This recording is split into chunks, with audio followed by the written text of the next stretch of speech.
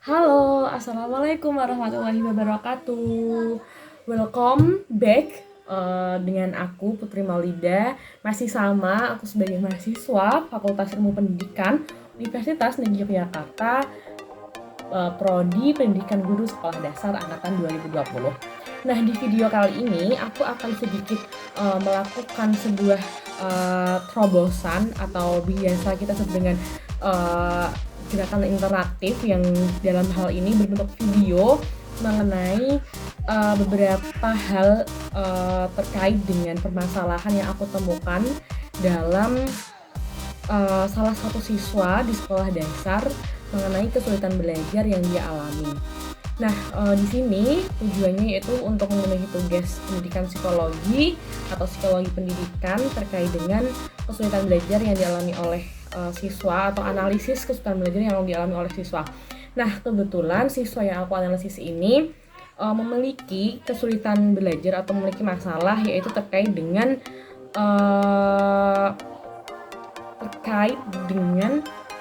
bimbingan belajar. Nah, kesulitan sendiri yang dia alami itu siswa ini tidak memiliki semangat belajar yang lebih terkait dengan mata pelajaran matematika. Nah, hal ini dibuktikan dengan rendahnya nilai yang didapatkan oleh peserta didik tersebut terhadap mata pelajaran.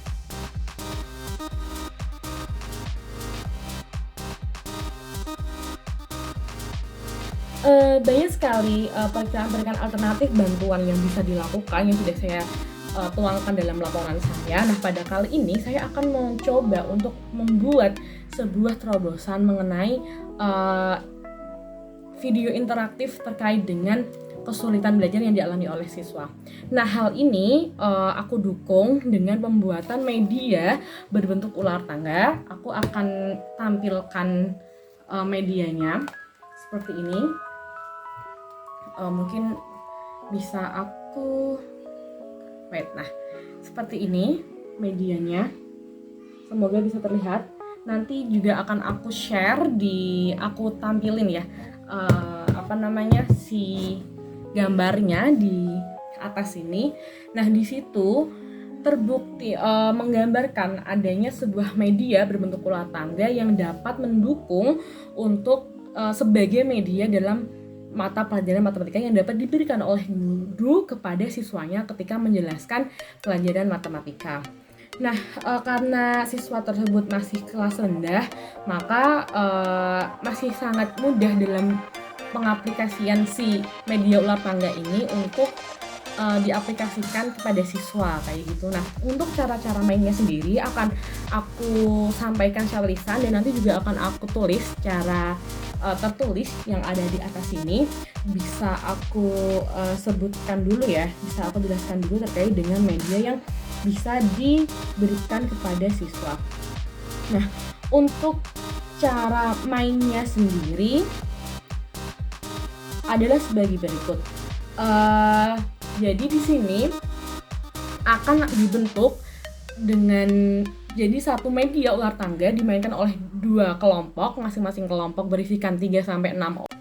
Oke, kembali lagi. Untuk cara bermainnya sendiri, jadi di sini anak akan diajak oleh seorang guru dengan bermain sambil belajar. Jadi anak tidak akan merasakan bahwa ini tuh dia sedang melakukan suatu proses pembelajaran, tapi dia sedang bermain.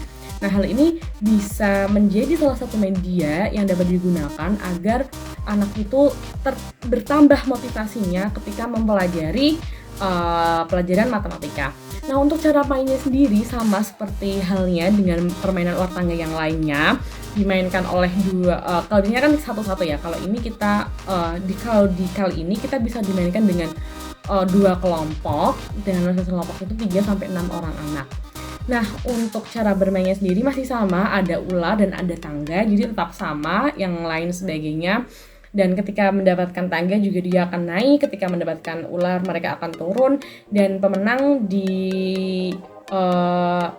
diberikan ketika dia mencapai pada garis angka nomor garis finish siapa yang lebih cepat seperti itu. Nah, lalu kita sangkutkan dengan Terus hubungannya dengan matematika itu seperti apa? Nah, dalam ular tangga itu kan ada dadu. Nah, dadu itu bisa kita gunakan sebagai alat untuk melempar dan kita bisa berjalan sampai di angka berapa, kita bisa belajar berapa kali tapakan seperti itu. Nah, misalkan siswa ada di nomor 1, lalu mereka mendapatkan si dadu ini angka 5. Jadi, kalimat matematikanya bisa seperti ini.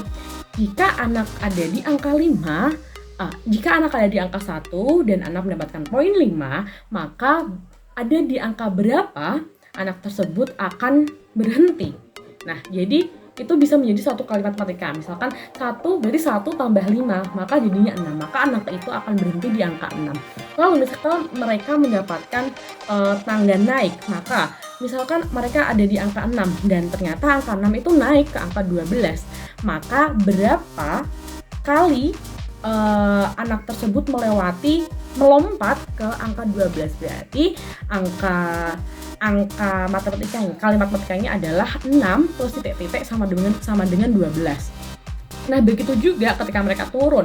Misalkan mereka di angka 24 dan mereka turun di angka 12 misalkan, berarti berapa banyak angka yang mereka lewatkan untuk turun ke angka 12. Berarti kalimat matematikanya adalah 24 min berapa sama dengan 12, seperti itu.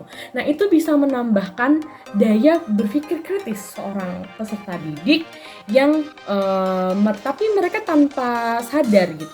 Mereka tanpa sadar akan berpikir kritis, bersikap tanggap terhadap suatu hal baru, dan mereka akan menambah kemampuan 4C yang harus dimiliki oleh peserta didik pada era sekarang ini. Nah, untuk teman-temannya yang tidak bermain seperti apa, maka mereka akan membantu untuk mencarikan jawaban berapa sih mereka